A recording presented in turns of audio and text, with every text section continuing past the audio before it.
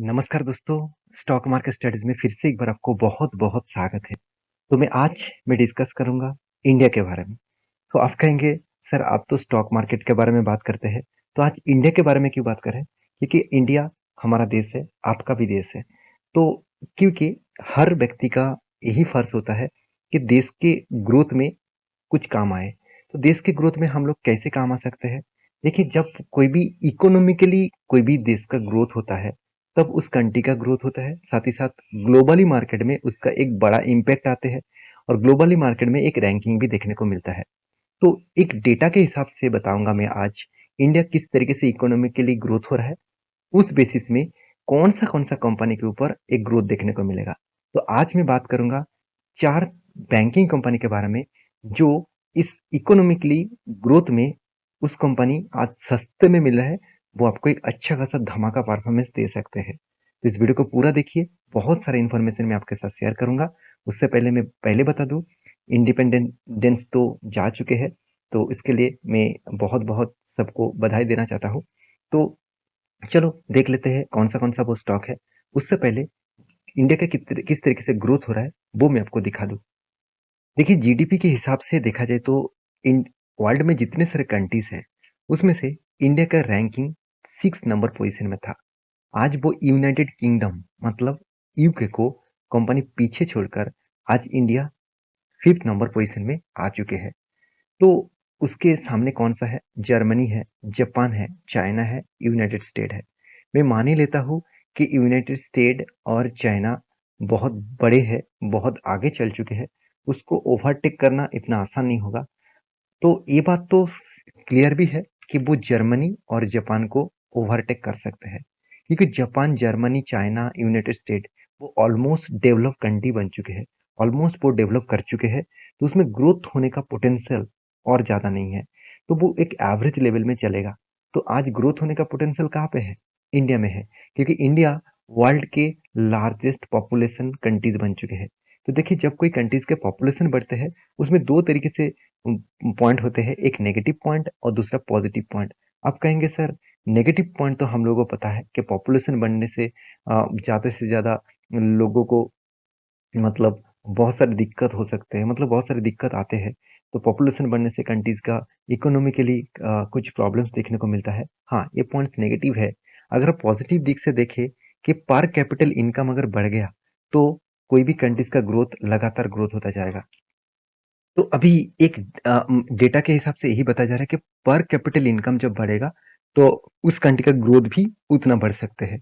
अभी ये देखना है कि इंडिया के पर कैपिटल इनकम कितना है। देखिए, एक डेटा के आधार से देखा जा रहा है कि पर कैपिटल जो इनकम है, 2019 से लेकर 2022 तक जो डेटा देखने को मिला, तो यहाँ पे देखिए 6% के आसपास इंक्रीज हुआ। तो जैसे पहले पर कैपिटल इनकम 2019 में कितना था? $2000 के आसपास।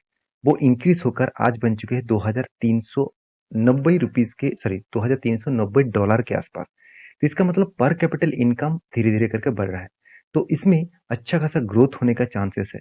तो उस हिसाब से और एक डेटा मैं आपको बता दूँ, वो डेटा आपको देखना चाहिए। देखिए इंडियन वर्ल्ड जो बैंक है, उसके रैंकिंग के हिसाब से आज 2014 से लेकर 2013 से लेकर किस तरीके से ग्रोथ हो आप देख सकते हैं।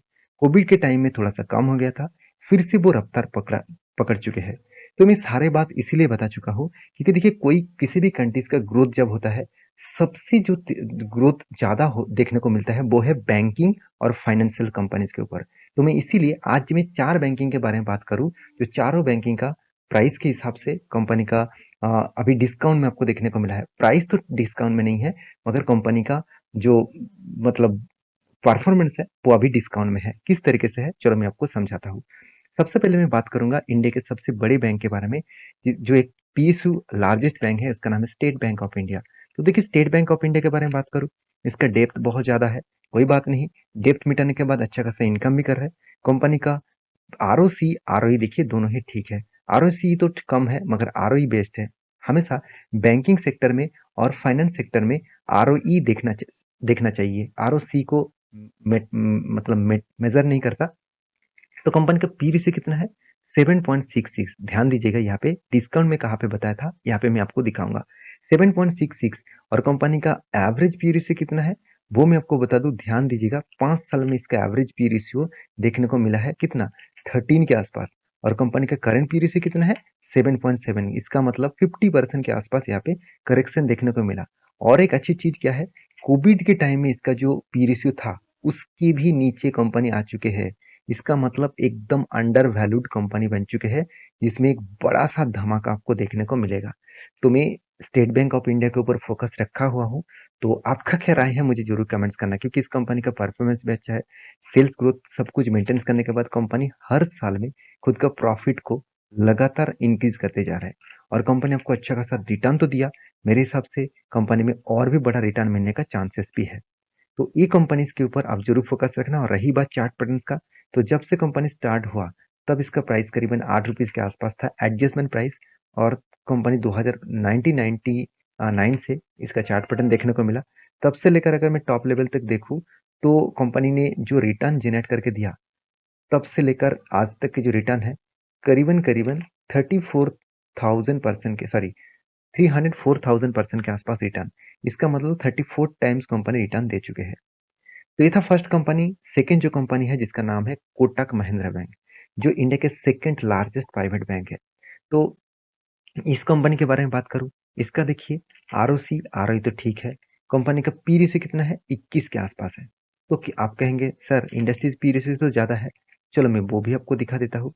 अगर मैं पी रेशियो के बारे में बात करूँ तो ध्यान दीजिएगा, कंपनी का करंट पी रेशियो कितना है? करंट पी रेशियो 21 के आसपास। और इसका एवरेज 5 साल के पी रेशियो कितना है? 34 के आसपास। और एक चीज देखेंगे तो कोविड के टाइम में इसका पी रेशियो कहाँ पे चला गया था? इसका पी रेशियो चला गया था 24 के आसपास। तो उससे भी नीचे कंपनी अभी ट्रेड कर रहा है। इसका मतलब एक अच्छा खासा डिस्काउंट में कंपनी आपको प्रोडक्ट प्रोडक्ट दे रहा है। तो हम लोग क्या करते हैं, हम लोग कंपनी का शेयर प्राइस को ही डिस्काउंट समझ लेते हैं। एक्चुअली शेयर प्राइस में डिस्काउंट नहीं है, वैल्यूएशन के हिसाब से कितना डिस्काउंट मिल रहा है वो देखना चाहिए। आज वॉरेन बफेट जी एक ही बात कहा, हमेशा कहा है, अगर कोई कंपनी उसको सस्ते में मिले, डिस्काउंट में मिले, तब खरीदारी करेंगे। इसका मतलब ये नहीं कि प्राइस में डिस्काउंट, इसका मतलब ये है कंपनी के वैल्यूएशन में डिस्काउंट। अगर वैल्यूएशन सही में सस्ते में है तो उसके ऊपर खरीदना चाहिए। मान के चलिए आज कोई भी, मतलब मान के चलिए कोई भी प्रोडक्ट आज आपको 5,000 रुपये मिल रहा है, तो सेम प्रोडक्ट अगर मान के चलिए कंपनी में सेल दे रहा है, वही प्रोडक्ट आपको सस्ते में मिलेगा। मान के चलिए वो बता रहा है 3,000 रुपये में आपको डिस्काउंट में माल बेचूंगा। तो वैल्यूएशन के हिसाब से तो प्रोडक्ट का डिस्काउंट हो गया, क्योंकि प्रोडक्ट क्या खराब हो गया? बिल्कुल नहीं, प्रोडक्ट तो सेम टू सेम है। सिर्फ वैल्यूएशन के हिसाब से उसका दाम कम किया गया। और डिस्काउंट नहीं दिया कंपनी का। मान के चलिए बहुत ज्यादा प्रोडक्ट हो गया, उसको क्लियर करना है, उसका जो मटेरियल्स है, उसका जो स्टॉक है, तो इसलिए वो डिस्काउंट में दे रहा है। तो इस तरीके से सोचेंगे तो कंपनी इसको ऑब्वियसली डिस्काउंट में देखने को मिला है। तो ओवरऑल कोटक महिंद्रा बैंक का परफॉर्मेंस के बारे में बात करूँ, तो अच्छा खासा हर साल में कंपनी का प्रॉफिट रेशियो ग्रोथ दिखेगा। कंपनी आपको अच्छा खासा sales growth, profit growth, return of equity सब कुछ दिखाया। 5 साल से लेकर आज तक कंपनी उतना खास परफॉर्मेंस नहीं दिया। तो मेरे हिसाब से अपकमिंग 5 ईयर्स इस कंपनी में एक धमाका परफॉर्मेंस देखने को मिल सकता है। इस कंपनी के चार्ट पैटर्न्स के बारे में बात करूँ, तो कंपनी जब से स्टार्ट हुआ तब से लेकर आज के परफॉर्मेंस का दिखा दूं, तो प्राइवेट बैंक होने के नाते इस कंपनी में जिस तरीके से रिटर्न का एक्सपेक्टेशन किया था, उस तरीके से ही एक रिटर्न कंपनी दिया। कितना रिटर्न दिया? करीबन 28,700 से भी ज्यादा परसेंटेज का रिटर्न। इसका मतलब 280, सॉरी 87% के आसपास रिटर्न कंपनी जनरेट करके दिया। सॉरी, 287 टाइम्स, मतलब 287 टाइम्स आपको रिटर्न जनरेट करके दिया। नेक्स्ट जो कंपनी जिसके बारे में बात करें, उसका नाम है एक्सिस बैंक। देखिए एक्सिस बैंक का जो पी रेशियो है वो कितना है? 13 के आसपास। और कंपनी का पी रेशियो कितना है? 12 के आसपास।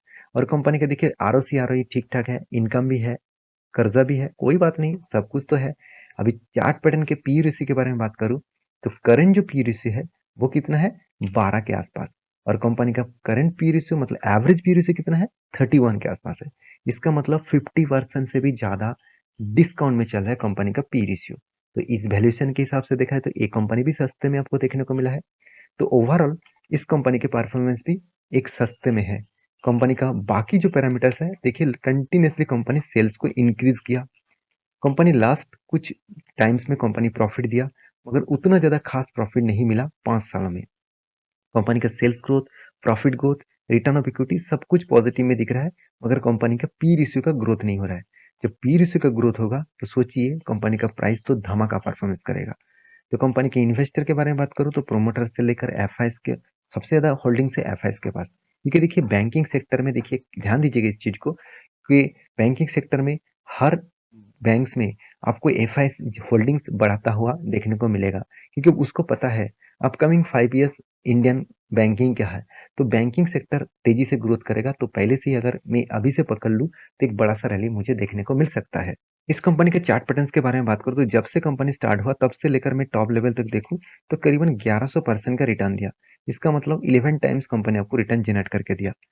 तो नेक्स्ट जो कंपनी जिसके बारे में बात करूँ जिसका नाम है आईसीआईसीआई बैंक। तो ये भी एक मेरे पसंदीदा बैंक है। और इस बैंक के बारे में बात करूँ तो कंपनी कोई छोटा मोटा बैंक मत समझ लेना। कंपनी इंडिया के अभी सेकेंड लार्जेस्ट बैंक बन चुके हैं। जो कोटक महिंद्रा बैंक सेकेंड था, आज Kotak Mahindra bank third position में आ चुके हैं और आईसीआईसीआई बैंक सेकेंड पोजीशन में आ चुके हैं। तो आईसीआईसीआई बैंक के बारे में बात करूँ, इसका पी रेशियो कितना है 17.9। इंडस्ट्रीज पी रेशियो कितना है 13.2। तो कंपनी का आरओसी तो ठीक नहीं है, चलो कोई बात नहीं है। आरओई तो बेस्ट लेवल में है, एवरेज के ऊपर है। अगर चार्ट पैटर्न के बारे में बात करूँ तो पी रेशियो के बारे में बात करूँ तो करंट जो पी रेशियो देखने को मिला है वो है कितना 18। मगर कंपनी का मीडियम पी रेशियो कितना है 24। इसका मतलब यहाँ पे भी कंपनी के ऊपर डिस्काउंट देखने को मिला और इस डिस्काउंट के बेसिस में कंपनी के ऊपर एक धमाका परफॉर्मेंस हो सकता है, क्योंकि कोविड के टाइम में जो कंपनी का पी रेशियो था उस लेवल से भी कंपनी नीचे ट्रेड कर रहा है। तो आपको लग रहा है कि कंपनी लगातार लगातार भाग रहा है, इसका मतलब कंपनी धमाका परफॉर्मेंस कर रहा है? बिल्कुल नहीं। कंपनी के मैं हमेशा पी रेशियो के ऊपर डिपेंड करके भी काम करता हूँ। जब पी रेशियो सस्ते में होते हैं और कंपनी का परफॉर्मेंस अच्छा होता है तब आज नहीं तो कल वो कंपनी एक अच्छा खासा आपको रिटर्न जनरेट करके दे सकते हैं। तो रही बात कंपनीज के ऊपर एज ए नेट प्रॉफिट के बारे में बात करूँ तो कंटिन्यूसली कंपनी नेट प्रॉफिट को मतलब इंक्रीजिंग किया और उसके हिसाब से कंपनी अच्छा खासा आपको प्रॉफिट भी जनरेट करके दिया। Sales growth, profit growth, return of equity सब कुछ पॉजिटिव में है। और इन्वेस्टर के बारे में बात करूँ तो यहाँ पे भी देखिए तो एफआईएस के पास होल्डिंग्स अच्छा खासा है, डीएस के पास भी होल्डिंग्स है और पब्लिक के पास भी होल्डिंग्स है। इसका मतलब हर किसी ने इस कंपनी के ऊपर निवेश करके रखे हैं। तो रही बात इसका चार्ट पैटर्न का, तो कंपनी जब से स्टार्ट हुआ तब से लेकर कंपनी का अगर परफॉर्मेंस टॉप लेवल तक देखूँ तो कंपनी 20 साल के ऊपर देखा जाए तो कंपनी कितना रिटर्न दिया 12,800% का। इसका मतलब 128 टाइम्स रिटर्न कंपनी आपको दे चुके हैं। मतलब 1 लाख रुपया मान के चलिए 2000 सालों में निवेश करके रखे थे तो वो आज बन चुके हैं मतलब 1,28 लाख के आसपास। तो सोचिए कितना बड़ा अमाउंट कंपनी बना के आपको छोड़ दिया है। तो कोई बात नहीं, आपको लग रहा है कि कंपनी मल्टीबैग रिटर्न नहीं दे पाएंगे, कोई बात नहीं, मल्टीबैग रिटर्न नहीं चाहिए। अगर एवरेजली 20-25% के ऊपर भी रिटर्न आपको मिले ना तो भी आप अच्छा खासा 10 साल 20 साल में आप अच्छा खासा पोर्टफोलियो क्रिएट कर सकते हैं। तो आई होप वीडियो में आपको बहुत सारी जानकारी मिला है। तो वीडियो अगर अच्छा लगे तो प्लीज़ एक लाइक ज़रूर कर देना। और इंडियन इकोनॉमी के लिए ग्रोथ बढ़ाने के लिए हम सारे व्यक्ति को यही करना चाहिए कि देश के लिए कुछ करना चाहिए। तो इसके लिए इन्वेस्टमेंट और काम सब कुछ करिए और अच्छी तरीके से सीख कर करिए। ऐसे नहीं किसी के बात सुनकर कर रहे हैं, मेरे बात सुनकर भी करना नहीं है। आपको ये करना है कि आप स्टडी सबसे पहले करिए, रिसर्च करिए, उसके बाद काम करिए। तो मिलते हैं नेक्स्ट वीडियो में, तब तक के लिए अच्छे से रहिए, अपने ख्याल रखिए, बाय बाय।